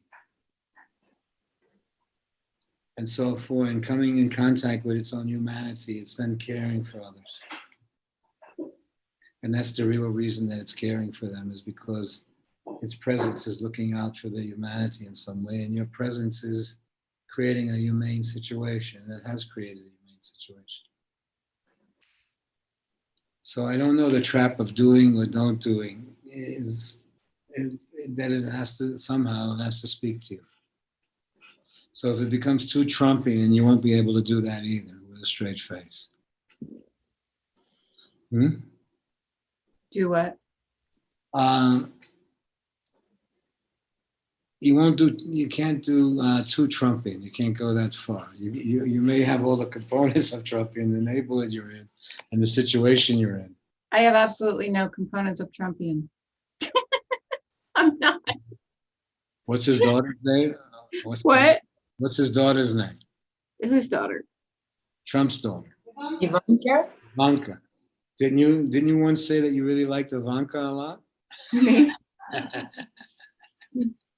Actually, Danny, I liked Trump before he became president because I didn't know anything about him. I respected the empire he grew, but I knew absolutely nothing about him. Actually, in New York hipness at that time, he was like a schmucky rich kid. Mm-hmm. And then He inherited everything. if you see that film, what is it, Cohen, Roy Cohen? So he was advised, he grew up near where we went to high school around that same area in Jamaica, Queens there. But they were wealthy. The family had real estate in Coney Island and they owned these kind of buildings. They were landlords. So there was a whole landlord culture that came out of there. So he came out of that and really weird. So it was kind of lame. I mean, no one ever went to Trump's village or anything like that. It wasn't hip. Right. You know, and so you thought at that time it was kind of lame. Yeah. So it wasn't the hip popularity or the hip things like that. And then he had that TV show, wasn't it? Where you Yeah. Oh, right. And I think he was pretty mean in that TV show, wasn't he? I think he was pretty mean. The Apprentice? Where he fired people and stuff. I don't know. I never watched it. I absolutely knew nothing about him, but you know, what they knew was, since they were in the position they were in, they knew what was really happening. They knew what was what it was about when there were fights with Russia and fights with China. They knew what the arguments were really about, while the population was involved with the newspapers and what was happening. Trump knew it was around money and deals and stuff like that. So, and they kind of know each other in that state. So with Russia, he knows that that's the richest guy in the world. They know that they're all playing to each other, you know. So that's what he does know. He knows the inner circle and who's doing what and what their motives are. So then he can come out and say what their motives are and just destroy them. Because then everyone has their own motives like that. But then, so then you see that he has made an agreement with the powers that be to keep the powers that be gone. You know? oh, And so in a changing world. Okay. So I think that once you know that there's 1,000 people that are running the place, Hmm? And then you know the stories that are going on, who's doing what with whom, and this and that, and who's has a love affair with whom, and who's married to whom, and what they're doing here, or what they're buying. So they live in a different world, and they translate it to our world. And so then what you have is that they know that there's a people who would like to live their life, that people are attempting to live their life. So it is a whole management of that scene. Hmm? But then again, once you're kind of in a human situation, like I said, you find I was a kid in the Navy because I saw movies and I was really, when I went, I was really enjoyed it like I was in a movie.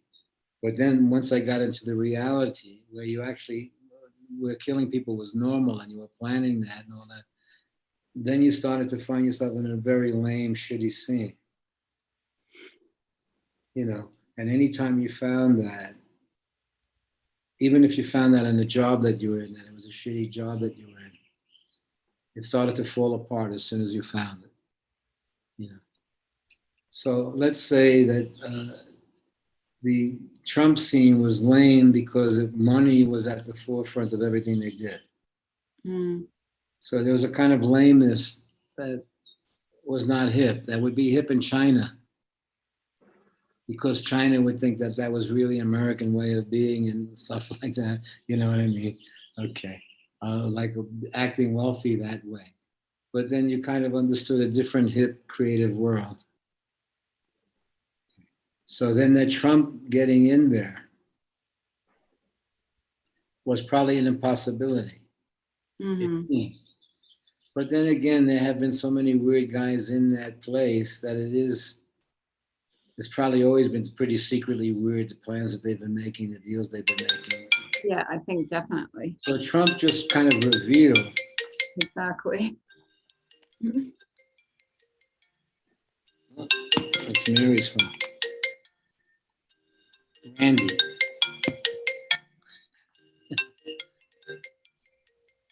So I don't know who Randy is. Should I answer it? No. Or Mary, you have a phone call from Randy with an I. Oh, sorry. You know Randy with an I? You just got a call from Randy with an Oh, I. nice. Okay. That's good? Yeah. Okay. She's in New York. She's calling from New York. That's nice. See how it is there. Yeah. So everything okay? There's just the three of us left now? Mm-hmm. Anybody else on? Henry was on or is on. That's the only person who said anything. If they're saying, why don't you just tell Kai to get vaccinated and stop the crap? No, I don't think anybody's saying that. And I said, Kai, get vaccinated and stop the crap. I said, what a dumb thing for me to say. I'm saying another dumb thing. It's for you to see. We've created a human environment where we're conversing. You're looking at it from your perspective. I say, you see, in fact, what you're doing in your life is that you're caring for something. And as you're in touch of caring for something, you see everything that you went through in caring for something.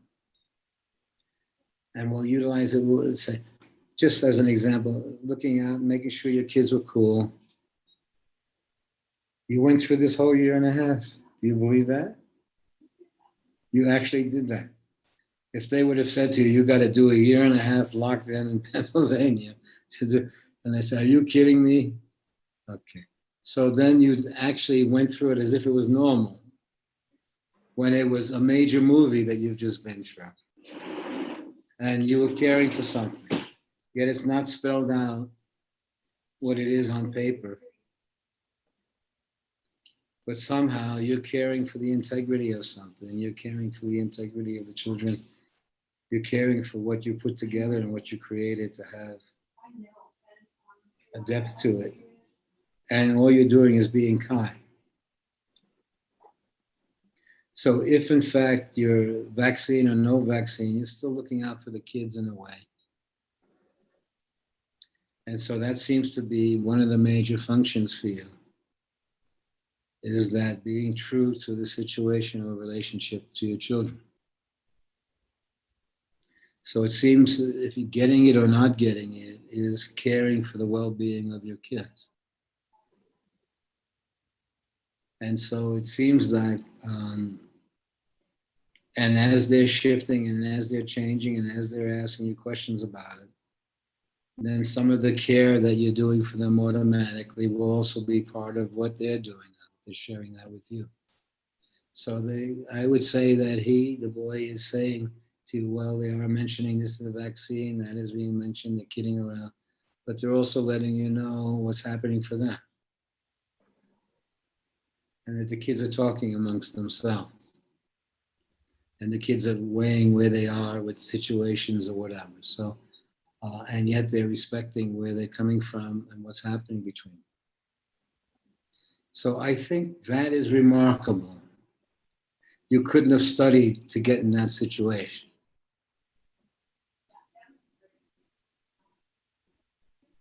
So I feel once you have that environment, the conversations will show you a way.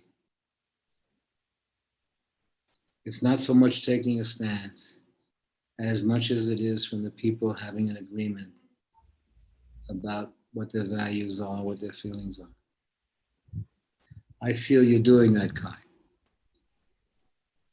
And it's not so spelled out, and it's not a class with a blackboard of instructions. But that there is a conversation happening with you and your family. Sometimes in silence, sometimes in situations, sometimes in watching the news, sometimes but there's a conversation happening. And there's a feeling being shared in that conversation. That feeling is inherently something like we saw before with Catherine Jones and her rapper grandchild, who's from the Indian author, the grandfather in the Indian author, and the son that came out of that, who had such big fights. Okay, and now all of a sudden, the one thing that she was praying would happen, that somehow they allow her contact with the grandchild, because the fights were so big with the kids. Mm. That somehow that freedom of expression is there. And you see it kind of gave her a whole other expression, a whole other thing to hang around for. Mm-hmm. And it kind of showing off that she's going to Juilliard next week. She's letting the boy know who's a rapper. Okay. So, so you see a few lives within a life. You see one would come back in another expression. You see a grandchild isn't a grandchild, but is a kind of energy connection to the story. So I feel you're managing all of that. Is that okay? Mm-hmm. And you're managing that by being yourself. So in jumping into this situation, we've expanded the conversation. And then you're, so in expanding the conversations, then we meet a mommy that's no longer just a mommy that you're living with every day, but you're meeting a mommy who has a voice, who has perspective, who's in the world. So I think that sometimes when the kids visit, they get a sense of a larger picture of your life. And when I'm goofing with them by showing them the other kids or this or that, or even forcing Segway to do some really bad rap,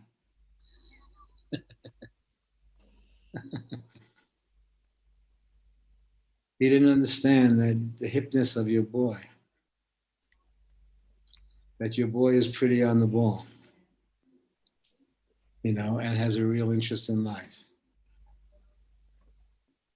And as he has an interest in life, he'll have some conversations with folks. And as he has those conversations, he'll bring those conversations home to you. And so he, in a way, is expanding your vision. Because basically, we're here. The kid's going out there and just doing everyday dumb things that may bring a conversation home to you. That will be very dumb sounding. Hey, mommy, why don't we do this? And then you articulate something, but you're sharing something. Something that was not said, something becomes said in a way. So what you're assuring to some extent is that with you and the kids that you're on board with each other. Hmm? Mhm. Okay, so that's a creative act in itself. I feel that but at the same time, they'll ask some challenging questions to the status quo. Oh, yeah. And when they do ask that question, your response will change the situation. So we always had ways for you to get out of a situation, but they were artificial. The reality was what you were doing. And that somehow you have your own time period with seasons. Look what you've been through in the last year and a half. And nothing. You've been through nothing and you've been through a lot. Relationships have changed, situations have changed.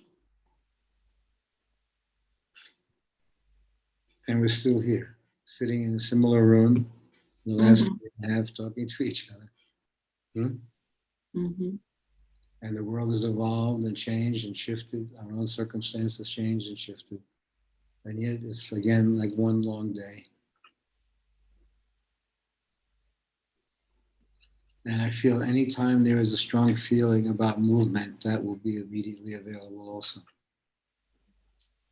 So it's more,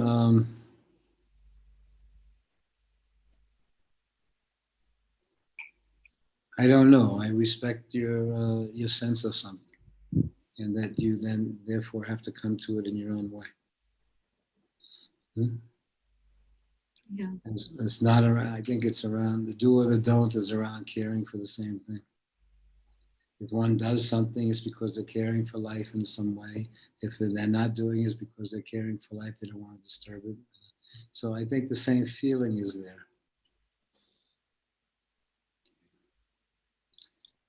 Okay, should we? I'll see some folks tomorrow night there. Are you okay, Urja, then?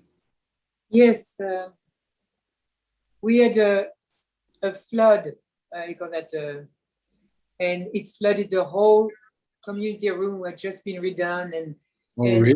we're all on our own, having to clean the floor. And In the apartment? How much rain? You got rain inside the house? we got a lot of water from the garden, from the front, from the back, from everywhere. Wow. And somehow the organization didn't want us to talk to HUD about it, and HUD was coming for inspection, and I said, why? And they said, because they can decide to close the building just like that. And then where would you all go? So far, I mean, I don't think it's a worse scenario, You mean on the second floor like that? It still got flooded? Oh, no, I didn't. No, it's only the nobody got their apartment flooded. It's just the bottom floor. Bottom floor, yeah. And the storage room. Some people got all that stuff ruined. When we got flooded here, but then we got flooded because the next door neighbor did a sneaky thing. I remember when you diverted the water from their land onto our land. It was scary. Where they had the horses. So then when it was flooded here, it really just ran into the house and everything. And then when the hailstorm on the ceiling, on the rooftop, was pretty, but then the storms the other day was so intense, and then how beautiful the day, 10 minutes later, you get a beautiful day that comes right after it, So we were in a very weird weather pattern, it seems. Yes. And, but still okay. But the weather is around 80 degrees generally here now. 90. Yeah, 90 for you? Huh. Okay, so if you get drowning, give us a call. Okay. We'll get out of there. Did you hear from Kelvin up there? No, He he said he didn't. called you or something while he was up there. He called me once at the beginning, and I told him, please let's get together, but I never heard from him again. It's So everyone so far is okay here. yeah. You know, the doctor friend that we know who was doing home visits and stuff like that, they're looking for something else. They have a family and he's doctored, but they also created a situation where he would bicycle over That's nice. and stuff, do stuff like that, examine you that way or whatever, hang out for a couple of hours in the house or whatever. So although I haven't gone to anything, and even with the foot like that or whatever, I didn't go. I felt that that somehow I could handle it. You know Yes. what I mean? That it was somehow a way of caring for something more than Yes. doing something about it. So what I discovered was the 5-toe socks Mhm. that I'm wearing now. So that's about it. But so even in the getting sick, you see it's more the immune system or something is trying to adjust to something.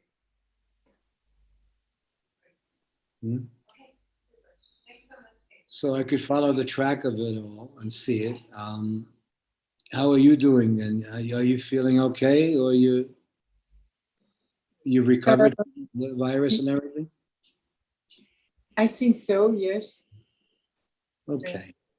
So take care of yourself then, Kai, and we'll be in touch with each other, and we'll see how it unfolds. Are you hearing anything further out there? Anything changing for you? Me? Yeah. No. No.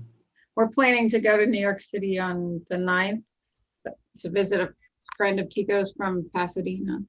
9th of August? Yeah, so that'll be one fun day Mary, out. Mary went. Oh, Mary's going to New York in September. I'm going on September 12th. September 12th, yeah. But who else was in August? Eric is Eric coming. is coming here, right? In a week. And someone was leading. Oh, that was Spiro. Spiro's going to, yeah. Yeah. So how long will you be in New York for? Just a day. We're just going. In for Oh, the day. just a day. okay. Well, it's not a bad trip, is it? You fly No. there, you drive. I wish 3 I hours. could leave her. 3 hours. Yeah. Wish I could. Yes. No, Mary said she'd like to see you. Well, you're But- doing a similar thing, Yeah, You're doing pretty much a similar style of thing. yeah. So that's why I say she never got vaccinated and then decided in this one because of our crazy situation. So it was just coming out of conversations between us, our thing. Hmm. So let's say that Mary is the medium, right? What do you think? That she seems just naturally to be honest in her life. Hmm? So how you doing? Okay. Yes. See if you can get that book Breath. Oh, yeah. Okay. For Tico. I think he'll like it. I keep on Tico, right? Tico. Go. It's Tixo, but it's pronounced Tico. Okay, now I can say. Now I see it. Okay. It's a great name. No, I It's did South the same- African. Huh? Beautiful. South African. Yeah.